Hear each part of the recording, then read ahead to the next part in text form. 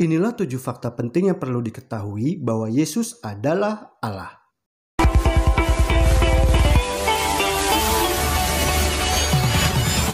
Kisah Para Rasul 4 ayat 12. Dan keselamatan tidak ada di dalam siapapun juga selain di dalam Dia. Sebab di bawah kolong langit ini tidak ada nama lain yang diberikan kepada manusia yang olehnya kita dapat diselamatkan.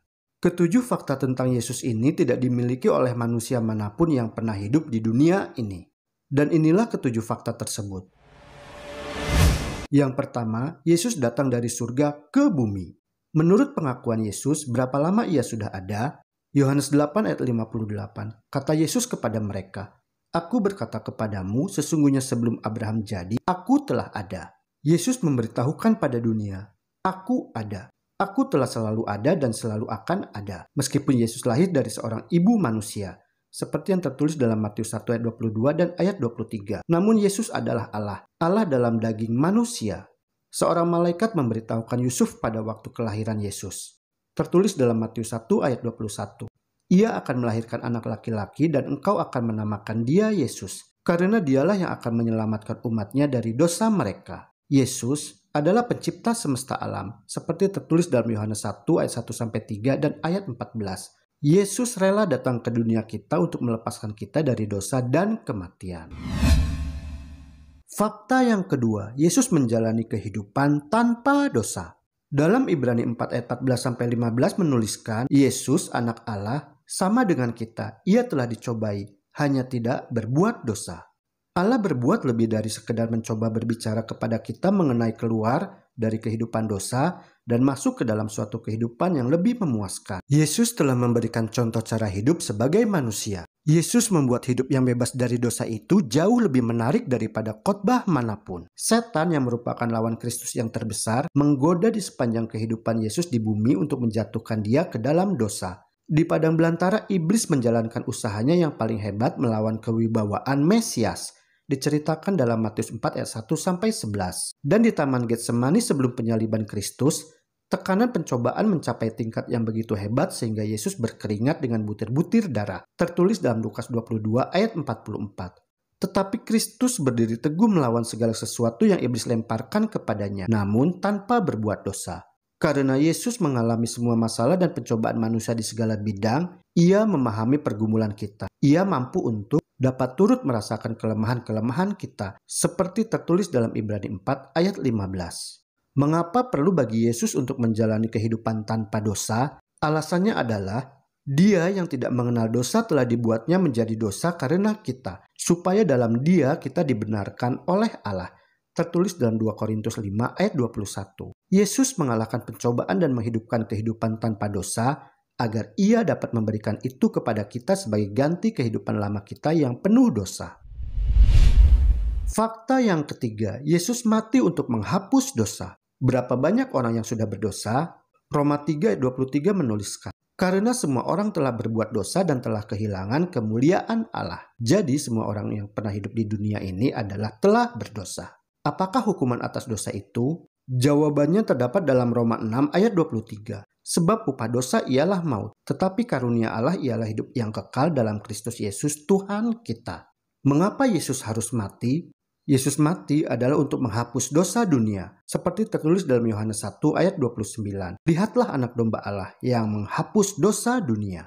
Semua kita telah berdosa dan patut menerima kematian kekal, tetapi Yesus mati mengganti kita. Ia menjadi dosa karena kita, tertulis dalam 2 Korintus 5 ayat 21. Ia membayar hukuman mati untuk kita. Kematiannya adalah satu karunia dan karunia Allah ialah hidup yang kekal dalam Kristus Yesus Tuhan kita. Roma 6 ayat 23. Yesus menaruh hidupnya yang sempurna dan benar sebagai satu karunia yang penuh kasih kepada kita. Kasih yang di luar kemampuan manusia untuk memahaminya. Dan karena kematiannya, kita hidup dalam damai sejahtera dengan Allah oleh karena Tuhan kita Yesus Kristus. Roma 5 ayat 1. Fakta yang keempat, Yesus bangkit dari kematian. Kematian Yesus disalib bukanlah akhir dari seluruh kisah hidupnya yang luar biasa itu. Ia tidak bisa tetap tinggal mati dan menjadi juru selamat kita. 1 Korintus 15 ayat 17-18 menuliskan, dan jika Kristus tidak dibangkitkan, maka sia-sialah kepercayaan kamu dan kamu masih hidup dalam dosamu. Demikianlah binasa juga orang-orang yang mati dalam Kristus. Karena Yesus bangkit dari kubur pada hari ketiga setelah kematiannya, janji apakah yang ia sanggup berikan kepada kita? Jawabannya terdapat dalam Yohanes 14 ayat 19. Sebab aku hidup dan kamu pun akan hidup. Yesus hidup. Karena ia berkuasa atas kematian, maka ia dapat melepaskan kita dari kematian dan memberikan kita hidup yang berlimpah dan kekal. Ia akan tinggal dalam hati kita jika kita mengundang dia untuk masuk. Tertulis dalam Wahyu 3 ayat 20. Kristus yang telah bangkit itu hadir untuk memenuhi kebutuhan kita sekarang. Matius 28 ayat 20. Dan ketahuilah, aku menyertai kamu senantiasa sampai kepada akhir zaman.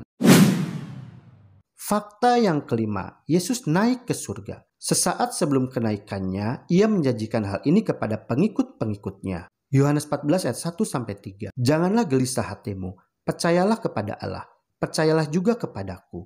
Di rumah Bapakku banyak tempat tinggal. Jika tidak demikian, tentu aku mengatakannya kepadamu.